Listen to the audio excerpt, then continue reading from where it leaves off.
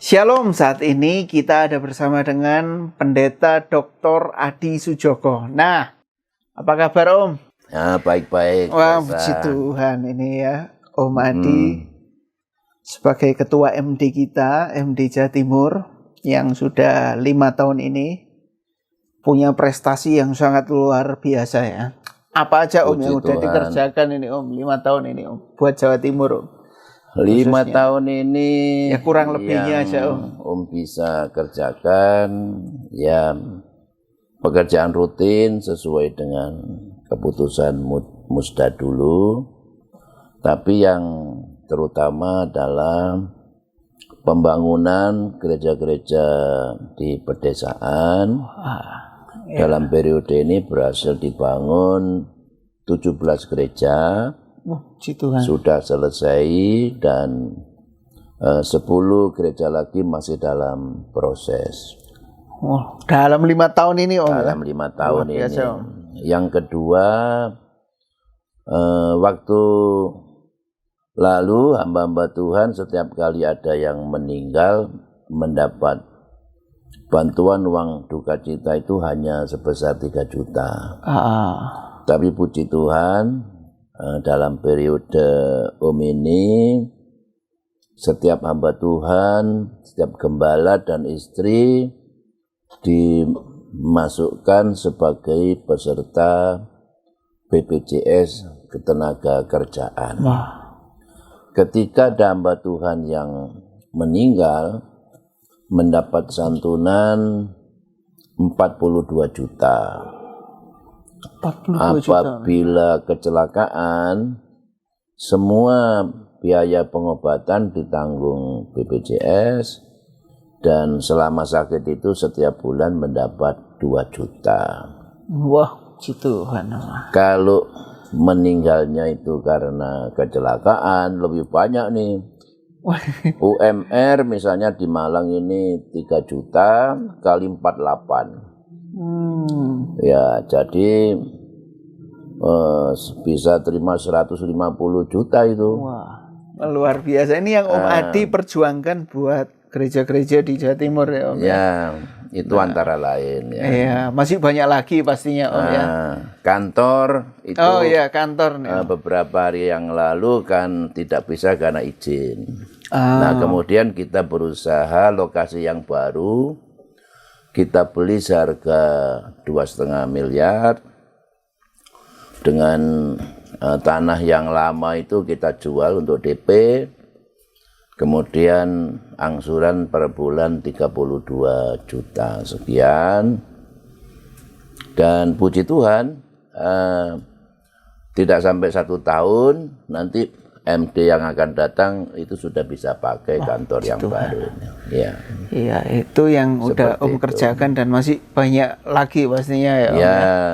Nah, ini kan Om mau maju lagi nih untuk periode 22-27 Om ya. Ya. Nah, visi misi Om ini apalah?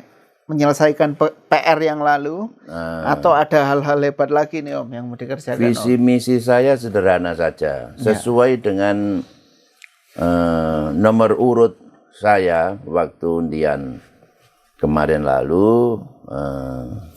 Saya dapat nomor 1, Reza. Kan. Lalu teman-teman mengatakan kepada saya supaya visi misi saya itu jangan kepanjangan, kemudian disesuaikan dengan angka 1 ini. Nah, jadi visi saya sekarang diberi nama 1 sesuai dengan nomor urut saya nomor 1. 1 itu terdiri dari huruf S, A, T, U. Ya. S-nya ini sehat, A-nya itu aman, T-nya itu tumbuh, U-nya itu unggul. Apa artinya?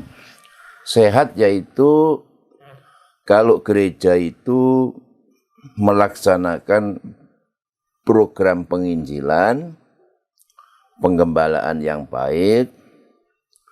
Karena jiwa-jiwa itu dari mana? Ya, bukan berebut comot sana comot sini, tapi hasil dari penginjilan. Lalu jiwa-jiwa hasil yang diinjili ini digembalakan. Yang ketiga melalui pendidikan dan pengajaran yang alkitabiah. Kemudian gereja harus menyelenggarakan pelayanan diakonia untuk membantu hamba Tuhan, bahkan untuk meningkatkan kesejahteraan hamba Tuhan. Kita juga harus melaksanakan pembangunan gereja dan lain-lainnya. Seperti misalnya pelayanan wadah-wadah, itu harus berjalan semua, apakah sekolah minggu, pemuda, remaja, wanita, pria, pengusaha, ya, dan sebagainya. Dan aman artinya bahwa semua program itu harus dilaksanakan dengan aman sesuai dengan nomor 1 firman Tuhan. Nggak boleh menyimpang dari firman Tuhan. Nomor 2 harus sesuai dengan anggaran dasar rumah tangga. Nomor 3 harus merupakan pelaksanaan dari amanat keputusan musda, baik musda maupun mukerda, dan juga setiap keputusan rapat pleno MD. Ya, diputuskan bersama. Tidak boleh bertentangan dengan aturan. Ya, kalau seenaknya nggak aman, kacau, balau itu. Ya, coba kamu misalnya jalan di tengah jalan, itu kan ada aturan lampu merah, lampu hijau, lampu merah kamu terobos saja, ya kacau jalannya. Ya. Jadi semua aturan harus diikuti. Lalu tumbuh, semua program itu dilaksanakan baik penginjilan sampai penggembalaan, pendidikan, pembangunan dan sebagainya tadi itu demi pertumbuhan gereja. Yang pertama, pertumbuhan gereja adalah bertambahnya jiwa-jiwa. Nah, GPDI Jawa Timur sekarang kurang lebih 200.000. Jadi kita ini belum apa-apa. Malu sebetulnya kita ini. Dari 55 juta jiwa. Di Jawa Timur. 0,01% belum ada. Artinya apa ini? Penginjilan berapapun harganya, ya kita harus bayar. Kita harus usahakan. Betapa sulitnya, betapa susahnya gereja kita harus menginjil. Nanti kita bilang apa kalau ketemu Tuhan? Ya? Luar biasa ini. Ini yang tumbuh ya. Oke. Lalu yang kedua, penginjilan itu berarti bahwa jemaat yang ada ini harus tumbuh makin dewasa, yaitu melalui pengajaran yang sehat, yang alkitabiah. Lalu unggul artinya semuanya itu kan ada harganya ya. Kita harus berani bayar harga, berani berkorban. Nah itu sebabnya keuangan ini harus di-manage dengan baik. Kita harus manfaatkan setiap rupiah dari uang kita, juga kita memakai tenaga-tenaga terbaik, hamba Tuhan yang hebat-hebat, ya, bekerja dengan giat, dengan bekerja keras, dengan maksimal, dengan bayar harga, berkorban demi pencapaian hasil yang terbaik. Kira-kira itu, Reza. Wah, mantap. Sehat, aman, tumbuh, unggul. Ya. Satu. Wah, luar biasa. Pilihlah nomor 1. Nah, lalu prioritasnya ini apa, Om? Prioritas ya. Yang mau didahulukan ini mungkin setahun awal nanti kalau Om terpilih lagi. Ya kan? Prioritas nomor 1 itu penginjilan, saya rasa. Itu. Ya, sesuai dengan statistik yang tadi Om sampaikan. Benar, sesuai itu tidak boleh ditawar-tawar lagi. Iya, tentang penginjilan. Ya, prioritas yang kedua adalah peningkatan sumber daya manusia, terutama gembala-gembala ini, karena dia yang akan menggembalakan jemaat. Jadi semakin gembala-gembala ini berkualitas, maka penggembalaannya semakin baik, jemaatnya di gereja lokal itu akan bertumbuh. Ya. Prioritas ketiga adalah kesejahteraan mereka. Sejahtera. Ya. Gembala harus sejahtera. Masa kita bisa tidur tenang, makan kenyang, sementara banyak hamba Tuhan kita yang lapar. Itu. Rasa itu aja. Ya. Oke, 3 prioritas aja. Itu. Nah, ya. Om, ibarat bensin, mobil mau jalan kan butuh bensin, Om. Bagus, ya, betul. Ini kan program-program MD kan banyak. Dananya itu dari mana aja, Om? Sumber dana. Nah, ya sumber dananya. Keuangan ini, MD. Nomor 1 itu dari persepuluhan hamba-hamba Tuhan. Oh, okay. Itu sumber keuangan yang terbesar. Dan selama ini puji Tuhan, dan saya juga terima kasih kepada para gembala-gembala yang pada umumnya itu setia membayar persepuluhan. Dengan penerimaan setiap bulan itu rata-rata 300 juta. Dari seluruh GPDI Jawa Timur. Jawa Timur. Dengan penerimaan sebesar itu, ya puji Tuhan kalau ada donatur, misalnya untuk keperluan-keperluan tertentu bisa kita minta extra kolektor dari hamba-hamba Tuhan, misalnya untuk pembangunan kantor ini. Kita harapkan partisipasi dari gembala-gembala dan gereja-gereja lokal melalui extra kolektor. Juga tidak menutup kemungkinan ada usaha-usaha yang tidak bertentangan dengan firman Tuhan. Nah, itu sebabnya saya menghimbaulah sebagai rekan-rekan teman hamba Tuhan, marilah ya, siapapun ketuanya MD ini, nggak ada alasan untuk kita hamba Tuhan Jawa Timur tidak memberi persepuluhan. Nah, wajib ya. Saya saja nggak jadi MD, saya tetap kasih persepuluhan. Kita sering khotbah tentang perpuluhan. Lah iya, jemaat kita gimana? Iya. Kita membohongi diri sendiri kan. Nah, lalu ini ya, Om jelaskan kan tadi per bulan MD bisa terima kurang lebih 300 juta ya. Nah, itu ngelolanya gimana, Om? Mengelolanya itu kalau tidak ada perubahan, yang bisa mengubah nanti itu di Musda. Tapi selama ini kita atur 20% itu disetor ke Majelis Pusat. Sesudah 15% dipotong oleh tiap wilayah. Dari jumlah sesudah 20% ke MP dan 50% ke wilayah tadi, 20%-nya nah itu adalah untuk operasional majelis daerah. Misalnya untuk rapat, untuk konsumsi, untuk kalau perlu nginep di hotel. Jadi pengelolaan keuangan yang benar ya. Dan kemudian tadi kan 20% operasional. 20%. 60% itu untuk diakonia dan pembangunan. Ini yang paling besar ini ya, paling besar ya. 10% itu untuk ini pelayanan komisi-komisi pelayanan, untuk anak sekolah minggu, pemuda, remaja, dan sebagainya. Dan 10% itu untuk saving, untuk ditabung. Untuk dana cadangan lah. Iya. Ya seperti itulah caranya mengatur keuangan.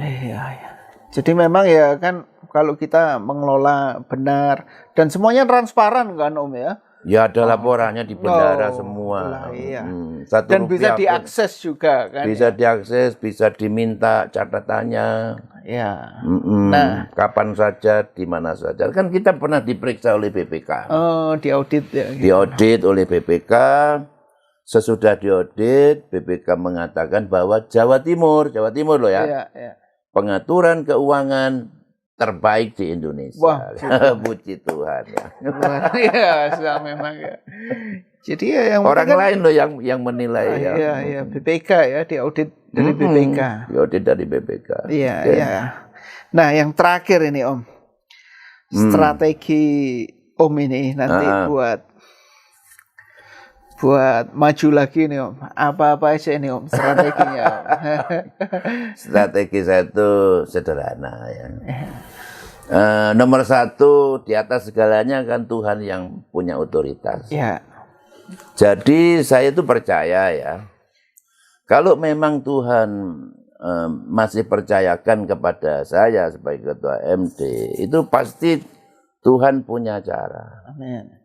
Ada jalan-jalannya saja dari Tuhan. Ya. Seperti dulu, saya ini kan tidak punya rencana untuk nyalon. Tapi karena Tuhan kasih sama saya, tiba-tiba pendeta almarhum Nok Mande telepon saya untuk saya meneruskan yang pencalonan beliau. Ya, dan itu kurang 1 bulan loh. Di Beji itu Om ya? Di Beji, ya. Kurang 1 bulan persiapannya. Saya pun juga ragu-ragu begitu, ya nggak punya apa-apa. Gitu, ya? Bukan haji mumpung. Bukan haji mumpung ya. Karena pendeta Nok Mande itu sudah jadi bendara umum dan oleh senior dianjurkan pegang bendara umum sajalah, jangan jadi ketua MD. Beliau menurut, sebetulnya kalau enggak juga enggak apa-apa. Iya. Nah, lalu saya meneruskan Nok Mande itu, puji Tuhan, Tuhan kasih saya menang dalam pemilihan waktu itu. Nah, jadi seperti itu. Kalau memang Tuhan kasih, ada saja jalan-jalannya. Tapi kalau Tuhan memang enggak kasih, ada saja jalan-jalannya. Begitu ya. Dan semuanya itu baik. Ya. Kalau saya jadi MD, maka saya akan bekerja sebaik-baiknya, semaksimal mungkin. Kalau saya enggak jadi MD, bukan kehendak Tuhan, ya kan? Itu juga saya percaya itu yang terbaik dari Tuhan untuk saya. Wah, luar biasa. Jangan lupa, saya kan gembala. Iya. Jemaat saya banyak anak muda. Saya guru, saya dosen, saya bahkan kepala STA Batu. Ya masih kan? Banyak lagi teman-teman. Nah, belum lagi banyak yang ngundang sama saya. Tua-tuanya masih laku loh. Om, ini kan begini. Satu gimana? Lagi ya. Tadi kan tanya strategi pemenangannya. Strateginya. Ya nomor 2 berdoa lah ya. Pasti. Berserah. Pasti. Lalu yang nomor 3, saya percayakan semuanya pada tim sukses untuk bekerja ya. Tim sukses saya cukup banyak. Ya. Kira-kira ada 100 orang lah. Orang-orang itu hebat. Dari tiap wilayah, dari unsur MD ada, dari wilayah ada, dan mereka akan mengumpulkan pendukung-pendukung saya dari tiap-tiap wilayah yang komitmen untuk memilih saya, tapi dengan strategi nomor 1, jangan black campaign. Jangan menjelekkan orang lain. Betul. Ya, jangan memfitnah orang lain. Ya. Kita nggak ada yang sempurna, ya. Jangan istilahnya itu membohongi orang lain, ya. Menjanjikan yang muluk-muluk, ya kan. Misalnya saya menjanjikan kamu majelis daerah, ya belum lah. Ya enggak Om. Ya bapakmu dulu lah, bapakmu belum mati. Ya. Jadi jangan membohongi. Betul. Yang realistis saja. Realistis saja. Ya. Tapi anak muda dapat porsi kan Om. Ya kita tahu gereja ini kan perlu regenerasi Om. Begini, kalau Tuhan percayakan saya, insya Allah saya akan meregenerasi susunan kabinet. Itu 60-70% orang muda. Wah, puji Tuhan. Ya, tapi ya ini yang kita masih perlu orang tua ya. Tetap. Masih perlu orang tua. Dan mungkin Reza juga tanya, misalnya kalau Tuhan percayakan saya, bagaimana kabinetnya nanti? Iya. Itu terakhir ya. Iya. Ini terakhir ya. Nah, begini Reza. Kalau Tuhan percayakan saya sebagai ketua MD, cara daripada organizing dan positioning, perekrutan, penempatan orang itu ada beberapa prinsip. Yang nomor 1 itu prinsip kapabilitas. Oke. Orang yang saya rekrut untuk duduk sebagai anggota MD itu harus orang yang capable. Orang yang mampu. Orang yang mampu itu orang yang sehat, orang yang pinter, yang cerdas, dan yang punya skill di bidangnya ya. The right man on the right place gitu Om ya. Betul sekali. Pinter juga kamu ya. Pinter Jadi Om. sekalipun teman dekat saya kalau saya nilai goblok ya, nggak punya skill ya, ya hanya berteman saja. Nggak boleh ya, hanya apa ya, like and dislike. Ya. Saya mengangkat orang hanya karena dia teman, hanya karena saya suka. Nah kemudian yang kedua itu berdasarkan prinsip acceptable. Accept itu kan penerimaan. Penerimaan itu begini, jadi bukan soal pandai, hebat, profesor, doktor, kabulator. Penerimaan itu misalnya, kalau saya ada di Papua misalnya ya, sehebat-hebatnya saya, sepintar-pintarnya saya, yang lebih terima jadi gubernur di sana ya putra daerah. Seperti itu. Jadi saya akan perhatikan betul faktor acceptable. Tidak mungkin anggota MD ini orang Jawa semua. Tidak mungkin Manado semua. Tidak mungkin orang Cina semua. Batak semua. Nah, yang harus ada keseimbangan antar suku, ya kan? Di sini kan ada Jawa, Tionghoa, Manado, ada Batak, ada Ambon, ya kan? Bahkan ada sedikit Papua juga ya, dan Batuan di sini. Terus mencerminkan keseimbangan suku ini sehingga bisa diterima oleh semua pihak. Begitu. Mantap memang. Dan yang ketiga itu faktor moral, ya, faktor etika moral. Biar orang pinter, biar orang satu suku, biar orang bagaimana kalau moralnya sudah ya sudah nggak bagus ya nggak bisa dipakai ya. Itu sajalah. Terima kasih ya Reza. Mantap Om. Oke, doakan semoga ya. Sukses 1 Om. Ya. Pilihlah angka 1 ya. Puji Tuhan, demikian bincang-bincang saya dengan Om Adi. Tuhan Yesus memberkati. Terima kasih, sampai jumpa di Musda.